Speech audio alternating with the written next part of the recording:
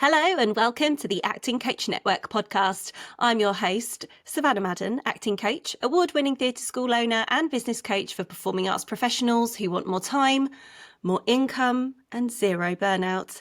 Today, I'm joined by someone who's built a multi-stranded creative career and supports others to do the same. Sarah Day is a professional actor, dramaturg and writer represented by BBA Management and trained at Arts Ed. She's also the founder of Speak Up with Sarah, a LAMDA coaching business helping young people build confidence through drama, and Day by Day Productions, where she creates bespoke scripts and showreel material tailored to each actor's unique strengths. Alongside her own performance work, she worked as dramaturg for Burlesque the musical and more recently a script assistant on the new musical adaptation of The Devil Wears Prada, all while continuing to juggle life on stage and screen with coaching and writing behind the scenes. Today, we'll go behind the scenes of Sarah's coaching career, how she supports performers to speak up, take space, and showcase their full range, and how she balances that work within her life as a working actor and writer. We talk about the mindset shifts she's made over the years, the lessons she's learned from building her own business, and the creative process behind some of her most meaningful projects. Whether you're an actor who wants to feel more confident in front of the camera or a coach balancing multiple creative roles, you're going to get so much from this conversation. Sarah Day, welcome to the Acting Coach Network podcast. Hello, thanks for having me. You're very welcome. So, Sarah, I always like to get straight to it. We like to start at the beginning. I believe it's been about 13 years now that you've been working with students, but you've only just recently given your coaching business a name, which is Speak Up with Sarah. So can you tell us how it all started and what inspired you to formalise that side of your work? Yeah, so when I was younger, before drama school, I was always teaching assistant at my little drama school that I used to go to. Called Nesborough School of Speech and Drama, and learnt so much from the teachers there. And then when I joined Arts Ed, I got a job on the weekend courses and the holiday courses, but they were mostly like group classes.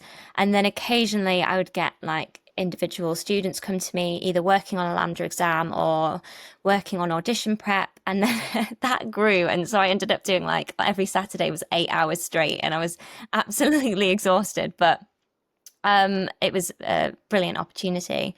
And then I moved from Chiswick to Mill Hill and carried on teaching. It's awful. I didn't really mean to grow as much as it did, but it's a really tight-knit community there, and my lessons sort of grew from word of mouth. And so for the past 4 years, I was teaching there one-to-one lessons, going to people's houses and booking them in for LAMDA exams, and have a 100% distinction rate currently.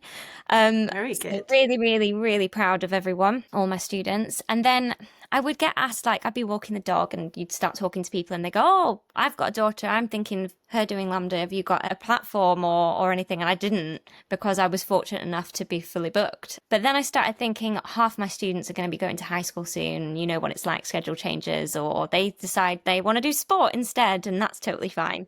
So I was like, maybe I should just have something that people can go to.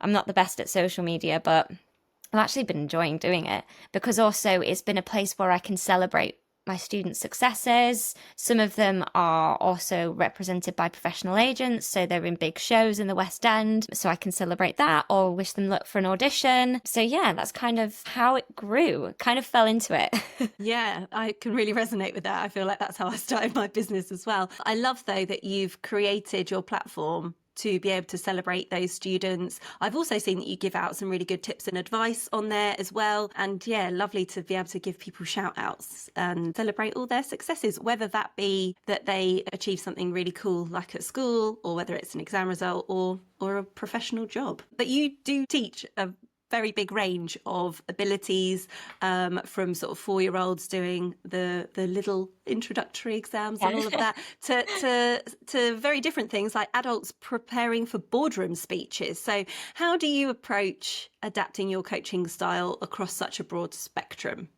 Well, each student is different, as you know, and everyone's coming for a different reason. So when I started doing drama, because I was being bullied and had absolutely no confidence, and I have kids just like that who just need a little bit of a boost to even just like say their name in a classroom. And then I have some who are wanting to be on the West End stage. And then I have actually started with my dad. He was wanting some help on his boardroom speeches years ago. And so I'd give him like little tips and coach him on that. And then I started having parents from when I was living in Mill Hill. Lots of them are lawyers and things like that. So they just wanted help with any nerves and breath control. So I always start with a trial session, find out, because everyone's different, find out what they're exactly wanting from the session, just sort of grow from there. Over the past years, I say that my 10-year-olds now are very different from my 10-year-olds 10 years ago, just from things Very like true. technology and everything. They learn things differently. And so it's myself adapting to students as well. Of course, my little one, he is already buying into the thing that you can get things instantly, which I'm like, this is not a great way, not a great start. That he can have music played instantly. And he is very young. So I love that you started coaching with your dad. That's a brilliant isn't it? Yeah. He still does it now, and he did like my wedding speech, obviously, as father of the bride, and there he is with his little notes and his lines and his breath marks. It's like, it's very sweet. That is excellent. Tips for life. Because the thing is that not everybody is good at speaking in public. It is a skill. And I think a lot of people think if you're confident, you can speak in public and it's fine. But you might be a really confident person, but not able to do that. And I think a lot of people just don't really realise how much work goes into speaking in public. So I'm sure you're making a massive difference to a lot of people. So for anyone listening who's new maybe to coaching, whether that be any type of performing arts coaching or LAMDA specifically, and hasn't considered it before, what do you think are some of the biggest benefits for LAMDA training for young people, both in and out of the industry? Well, the benefits are just watching them grow in confidence. Have, as I say, students who were born for the stage. There's no problem with their confidence. But I have students who, one in particular that springs to mind. And when I must have been teaching 4 years now. When I first started teaching him, he wouldn't even look me in the eye. I'd barely get a word out of him in the lessons. Now he's literally about to take his 4th LAMDA exam on the public speaking. Because that's the other thing what I quite like about LAMDA is there are some that are perfect for the acting syllabus, but he wouldn't be right for that. That's not what his goals are for, and he wouldn't be comfortable doing that. But he's so good at the speaking in public ones, and it's more beneficial to him because he doesn't want to be on stage. But if he can go and do like his year 9 English speech that they always have to do and do it confidently, great. So we've been working on that. So seeing him come out of those exams and with distinctions is just brilliant. And now he's actually like, when's my next exam? Whereas before he'd be like, come on, we're going to do an exam. You'll be fine. And he's like, when's the next one then? So that's just great. Like, yeah, I'd say that's the biggest benefit.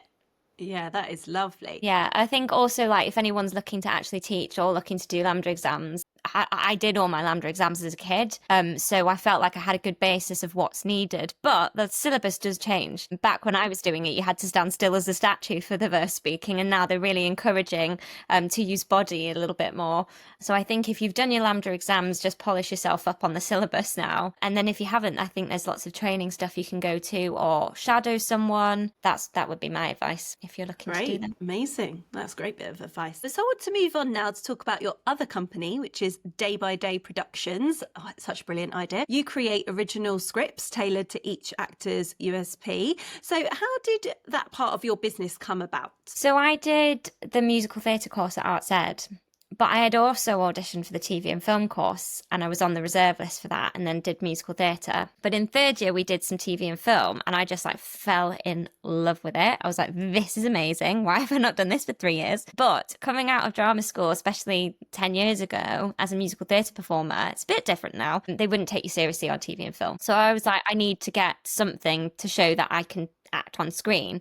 But back then, there wasn't really a showreel company. Now you can't move for them, but back then there weren't many. So I did find someone who had a self-tape business who was going in to showreels and booked with them. I then wrote a scene and booked Sainsbury's to film it in, and I'm quite an organised person. I'm a bit of a moniker off Friends. So booked the location, wrote the script, found the scene partner and stuff, and we filmed it, and it worked out really well. And then they were just like, oh, actually, we need someone like you. So I just sort of grew from that, really. Started writing, and I think I've written over 1,000 scenes now for people, all of different genres. And it's just been a really great tool for me as a writer to learn. I mean, showreel scenes are very, very different from short films. They should be seen as a tool as opposed to a full-blown storyline. So that's something I'm very passionate about. I love it that you don't just help them with their script to tape their scenes for their showreel, but you're actually developing something bespoke that shows them at their best. So can you tell us what your process is like when you're writing for someone's showreel? How do you find their angle? Well, everyone is just so different. And so that's why I don't have a library of scripts for people to choose from. And I don't necessarily agree with that either, because you end up just getting carbon copies of the same script. And I'm constantly watching showreels, whether if I'm casting a short film and stuff. Obviously, it's such a catch-22. If you've not done any TV work, you don't have any footage. I get it. But it's so difficult when you then see two showreels and they've got the same scene and you instantly know they're showreel scenes. You're not wanting to pull the wool over their eyes. You have to have footage, but you want to make them not be going, oh, this is a showreel scene. You want to make them feel like they're watching something bigger. So I work with clients on that. Firstly, it started with, I don't know if you've read Talent Isn't Enough by Charlotte Thornton. She's absolutely brilliant and she would be my shout out person. It's really good. It does not sound like a book I have read, but it sounds like a book I would love to read. It's all about like treating yourself as an actor, as a business. And so that really inspired me. It's my favourite thing. Great. Yeah. Oh my God, it's so good. And she's also a mentor, like acting mentor as well. She's so brilliant. And basically I get actors to write a list of TV shows, films, characters they can realistically see themselves playing. And I mean that in the nicest way, because if you're just starting out, I don't think you're going to be James Bond. You never know, but it's fair. I think that's fair to say. You're going to be going for your day player role. So I do kind of encourage people to think about that rather than the things that they dream of being in. And they, you know, it's really the ones that you're watching and you could go, I could have done that. Realistically, could have done that, could do that tomorrow. And just basically making it so clear and serving it up on a platter to casting directors so that, you know, I always say I might be the Yorkshire Terrier, and I always have a feisty Yorkshire scene because I know that if I email any like northern casting directors and they're then going, oh, we need like a feisty northerner, it will stick in their brain. So that's kind of where I come from. And then basically once they've done that list and done that research, I then create a storyline inspired by that. I don't write a word until they're happy with the storyline and the character they're going to receive. And then, yeah, once they've given me the green light, I write it for them. Fantastic. I just want to refer back to something you said earlier about you can tell whether it's a carbon copy, you know, a showreel scene, as if casting directors haven't got it hard enough watching footage after footage after footage. Imagine watching two scenes by two different people but that have the same words. It's just really hard because then how can you not compare? Like, absolutely. You don't want to be compared. You want to be your own person. And like there are some brilliant things on TV, and if you want to use a script from TV, I understand because it's hopefully, if it's on TV, well written, but that casting director will probably have seen that, and so they'll be spending their time watching this reel going, where's this from? And start Googling as opposed to just watching you. Yeah, definitely. I totally agree with that. I remember my first ever showreel I filmed was scenes from things that I'd seen on TV, but yeah, we're talking more than 10 years ago there. So yes, we've moved on from that now. So you mentioned earlier that you have collaborated with other people to create location-based reels. So for actors wondering if that's worth the investment, what would you say makes a strong showreel stand out to a casting director? I think it's just about keeping it simple. Like just knowing what you're selling, you know, your spotlight is your shop front, knowing what you're selling. There's so many that want the most poshest location. I actually did a little reel on it recently because I've had some crazy location requests from like the Tower of London, which is just... For goodness sake.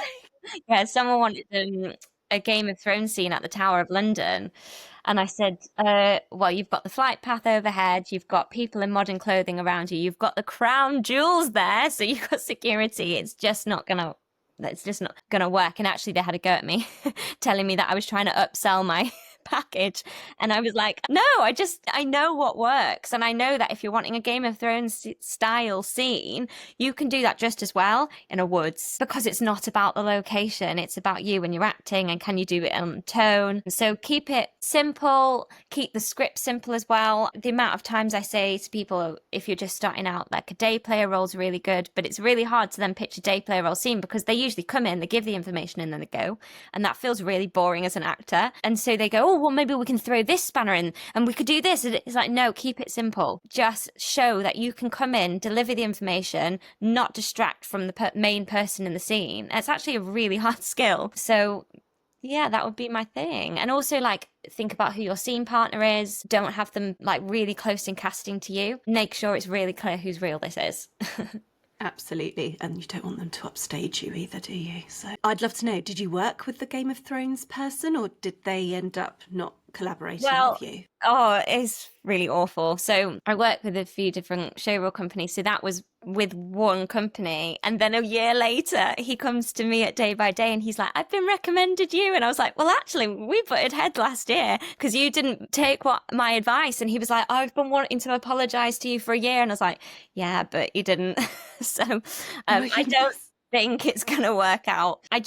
He had something in mind that he really wanted, and there's going to be a showreel company out there for him, but it wasn't me, unfortunately. In the nicest way, I wanted to really help. But it's so important that you stick to your boundaries and you stick to your ethics and your values. So I think that you did absolutely the right thing there. And also that's where burnout happens. If you're trying to like be the puzzle piece to fit everyone together, it's just not going to work. Like, yeah, absolutely. It's a hard enough industry at the best of times. You can't be throwing in all these additional obstacles to make it even harder. So yeah, I love your motto, keep it simple.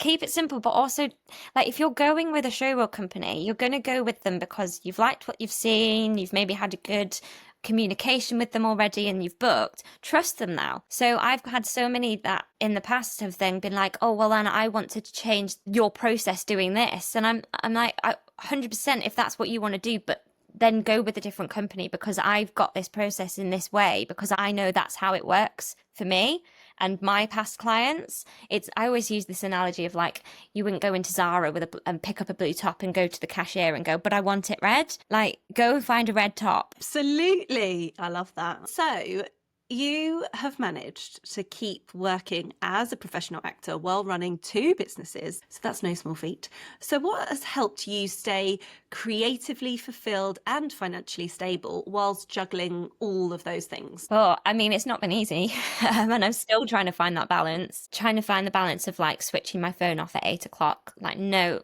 replying to emails, but also staying creative in terms of doing other things that aren't acting. So I'm part of the netball team. I've just started paddle, book clubs, things like that. Just trying to do something that is not all acting because it can be really consuming and then you can start comparing and that's not good for anyone. So you've got lots of other creative outlets. It's nice to have other things outside, isn't it? Obviously, just a moment ago, you mentioned that burnout can rear its ugly head. It's a real risk, isn't it, in this business, especially when you really love what you do. So is having your hobbies like netball and paddle and going to book clubs, is that how you avoid overworking, or do you have any other methods or tips? I think that's how I'm an active person. Like, I can't just sit down. Same, I think yeah. I would go, honestly, do lally if I sat down too long. So I just know that if I'm playing paddle, there is nothing else I'm thinking about for an hour other than hitting that ball. And I actually feel better for it. And same with the reformer Pilates. If you think about something else other than what you're doing, you're going to fall off the bed.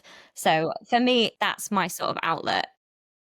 That's me in hot yoga. If I take my concentration off for a second, I'm going to slip over, fall over. Yeah. No, I really relate to that. I'm a very active person as well. And I like doing intense or, a physical activity, because it allows my brain to focus on that thing rather than getting distracted and thinking about other things. Because you're obviously a fabulous writer, I know that you're very passionate about making your own work. So how has creating your own projects help you stay visible or open doors as an actor or as a creative? So firstly, if I ever make something, so like a short film, when I started doing the show reels, I then grew to short films. I've then worked on features, but like I don't work on something I'm not passionate about. So one of the things that I created was called Vigilant. It's a short film, and it was after Sarah Everard's murder. And I was literally like, I have to write about this. So I created a short film, sent it to film festivals, which it did really well at, went worldwide. And I also then created like an online Q&A with a few people who were actually at Sarah Everard's vigil, and got a community going and a conversation going, in which I then also invited casting directors to. So I invited them to film festivals and I invited them to the Q&A, and I had something to talk about, which was brilliant because they did come, and then like you can create a relationship with them, which is lovely. The only thing I would say about that is just make sure it's authentic. If you're going to be doing something creative and then inviting people, do it because you're passionate about that topic. Because if you're not passionate and you're just doing it to make contact, or you can smell it from a mile off. Yeah, people can just reek of it, can't they, when it's just coming from a this is going to serve me place, potentially. Yeah. So I mentioned in the intro that you were the script assistant for the new musical adaptation of The Devil Wears Prada, and I was actually there on opening night to watch it, and it was fabulous. It was so good. I'm sure lots of people are dying to know, what was the experience like working on that musical as the script assistant? I mean, I just felt so lucky to be working with Kate Weatherhead, because I'd been working with her on Burlesque, and then we were working together on this, and she's just so brilliant. So we started working in the January of last year, and that was very much a workshop. So Prada had a life before. I think it was in Boston, but with different creative teams. So we kind of had a basis of what that was, but also knew that it needed to be different and better and grow. So going from watching it in a studio setting of like a workshop, which is just literally actors sat round in a semicircle with mics in front and your producers and creative team, watching. And then going to Plymouth, putting it up on that stage, you're bringing it right back now. It was so manic. And then bringing it to the West End, like just seeing that show grow was such a great experience. I mean, I've always loved musical theatre, and Jerry Mitchell is, he's Tony Award winner. He's someone that I would listen to his shows as a kid. So watching him grow this show was really so inspiring, and just really interesting to see like the behind the scenes of it, because it is such hard work. And it's hard work to please everyone, because you've got your hardcore fans that are desperate for that cheese line in there. And then you've got people who are like, no, but we should freshen it up. So it's about getting that balance, but also making sure that it works very much on my side, because it was a very American team for a British audience. So that was a really good experience, and just the amount of script changes. So my sort of role as script assistant was, we'd be watching the scene, Kate would be whispering in my ear, I'd be making notes, and then we'd come together and we'd be getting notes from producers and getting notes from Jerry. And then we're literally going, right, what's the priority? What's going to work? And Kate's so brilliant, because she was/is an actor. She was in the original Legally Blonde. I don't know how well you know the score, but you know the line that's like, lose the gum, Kate, you look like the maid. That's Kate. So she knows what it's like to be an actor going through the process. And so all of her writing is from an acting perspective. So That's so valuable, isn't it? Yeah. And we also were going through the process of like, what era do we set this in? Do we stick it with the 2005, which is the original? Do we modernize it? So we were doing all that. That took a lot of time to juggle and find out what would work. And I think we nailed it. I was really impressed. I'm not just saying that. because whenever it's an adaptation of anything, you're not quite sure, or when it's gone from a film to a musical. Because in 2022, I think it was, I went to see Mrs. Doubtfire, and they've really modernised that. I don't know if you've seen that, and it is one of my all-time favourite films. So I was like praying it was going to be good. And the guy that played Daniel Hillard and slash Mrs. Doubtfire was insanely good. I quite liked the modernising that they did. But yeah, I was really impressed with Devil Wears Prada. Sometimes the modernising can work, and I think, but this one, because there are so many like fashion industry led jokes, that I'm not saying we're okay in 2005, but that we remember and that were like cutthroat, but also hilarious at the same time. You couldn't do that now, because if Miranda now was saying that stuff to her employees, HR would be on her. So like, it's just about getting that balance of like not insulting people, but also reminding people that this is, this was what the film was. You all love the film. It's why it's so successful. And also, did you get to meet Vanessa Williams? Yeah, of course. I had to give her all new scripts every day. Like, sorry, new line. Knock on the door. Oh, Yeah. I've heard her interviewed on podcasts, and she sounds like a really lovely, down-to-earth person. Is she? Yes, and she is such a great leading lady, because it's not just about being the lead part, it's about leading from the front in terms of making sure everyone was okay in the cast, and she, that's really quite special. I feel like you can't teach someone that. No, she just she was interviewed on How to Fail not too long ago Oh, with yeah. Elizabeth Day, Yeah. and she talks a lot about The Devil Wears Prada on that particular interview. And I thought that she just sounded like an absolute like matriarch, that she is just leading from the front, as you say. And I Yeah. know she was also going through quite a lot during a lot of that process as well, and to remain so authentic and professional, and she sounds very warm. So it's always nice when superstars are really nice people too, isn't it? Yeah. There's moments where you have to remember she's not Miranda Priestley, because like, or Wilhelmina Slater, of course, because that's what I grew up watching her do. Yeah. I think we're probably round about the same sort of age. So I remember her really vividly from Ugly Betty. We're definitely of that kind of era, aren't we? So for any actor or coach who's thinking about starting their own, I'll say maybe side business, because that's usually how it all starts, doesn't it? And then it sometimes becomes our main source of income or our main business. That was definitely how it started for me. So maybe it's coaching, script writing, or just something creative. Have you got any advice for somebody that's thinking of starting their own business? I again think it has to be something you're passionate about. Otherwise, once again, any clients are going to smell it from a mile off and they won't trust you. And you'll also you just won't be passionate about it. You won't want to drive it, because things like social media and everything you're doing, your podcasts and everything, if you're not actually passionate about finding out this information and wanting to share it with the community, no one else is going to be interested in it. So I think, like, don't force the creativity. If you're creating something, think about you as an actor. What is it you need? What's the gap in the market? If it's another showreel company, is it because you've gone through a showreel company and actually, as a client, you've gone, actually, I think clients need this. Being on the other side, I'm going to create something like that. I wouldn't do another carbon copy showreel company. Like, it has to be different, but don't force the difference. It needs to be authentic. What do you want as an actor? How can you serve the community? Yeah, I think that's it. Be authentic. And if you could give one piece of advice to a fellow creative who's feeling stuck or unsure right now, what would that be? I would say go for a walk, because there's nothing better than just clearing your head. I'd also recommend reading Charlotte Thornton's book, Talent Isn't Enough. I've read it multiple times, because there were some times where I'm like, oh, something's not working, I need to read this, and it just changes your mindset completely.